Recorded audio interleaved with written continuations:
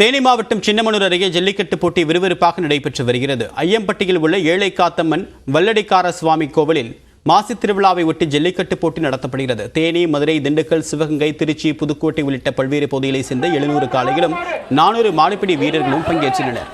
மாடுபிடி வீரர்கள் உறுதிமொழி ஏற்றதை அடுத்து மாவட்ட ஆட்சியர் சஜீவனா கொடியசைத்து தொடங்கி வைத்து ஜல்லிக்கட்டு போட்டியை தொடங்கி வைத்தார். கோவில் காளைகளை தொடர்ந்து ஜல்லிக்கட்டு காளைகள் அவிழ்த்து விடப்படுகின்றன.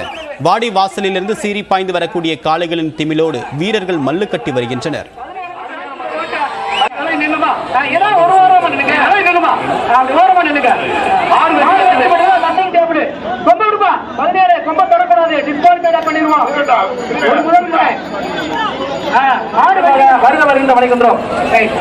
மாட்டுக்கு அண்டா விட்டுமா ஒரு ஆளு விட்டு ரெண்டு அண்ணன் காளைகளை அடக்கிய வீரர்களுக்கும் பிடிபடாத காளை உரிமையாளர்களுக்கும் அண்டா, பானை உள்ளிட்ட பல்வேறு பரிசு பொருட்கள் வழங்கப்படுகின்றன. சிறந்த மாடுபிடி வீரர்கள் மற்றும் காளைகளுக்கு இருசக்கர வாகனம், தங்க காசுகள் வழங்கப்படவுள்ளன. இந்த ஜல்லிக்கட்டு போட்டியை சுற்று வட்டார பகுதிகளை சேர்ந்த ஏராளமானோர் உற்சாகமாக கண்டு களித்து வருகின்றனர்.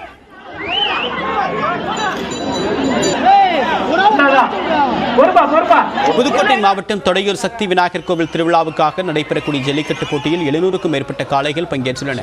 பல்வேறு சுற்றுக்களாக 300க்கும் மேற்பட்ட காளையர்கள் களம் கண்டு வாரி வாசலில் துள்ளி வரக்கூடிய காளைகளுடன் மல்லுக்கட்டி தழுவி வருகின்றனர். இதில் வெற்றி பெற்றவர்களுக்கு நாற்காலி, சில்வர் பாத்திரம், மின்விசிறி, குக்கர், வெள்ளிக்காசு, ரொக்க பரிசும் வழங்கப்படுகிறது.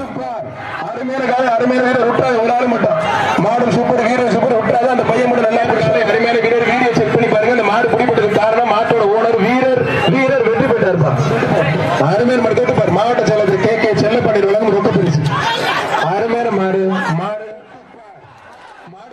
திருச்சி மாவட்டம் மணப்பாறை அருகே மஞ்சம்பட்டி கிராமத்தில் புனித வனத்து அந்தோனியார் பொங்கல் விழாவை முன்னிட்டு ஜல்லிக்கட்டு போட்டி நடைபெறுகிறது. இதில் திண்டுக்கல், மதுரை, புதுக்கோட்டை, தேனி என்று பல்வேறு மாவட்டங்களிலிருந்து வந்திருந்த 700க்கும் மேற்பட்ட காளைகள் பங்கேற்றுள்ளன. வாடிவாசல் வழியாக சீறி வரக்கூடிய காளைகளை 300க்கும் மேற்பட்ட வீரர்கள் அடக்கக்கூடிய முயற்சியில் ஈடுபட்டுள்ளனர். இதில் வெற்றி பெறுவோருக்கு வெள்ளி நாணயம், கட்டில், சைக்கிள், குக்கர், மிக்சி, மின்விசிறி போன்றவை பரிசாக வழங்கப்படுகின்றன. அருமையான மாடு தூக்குப்பா அந்த பேரதுக்கு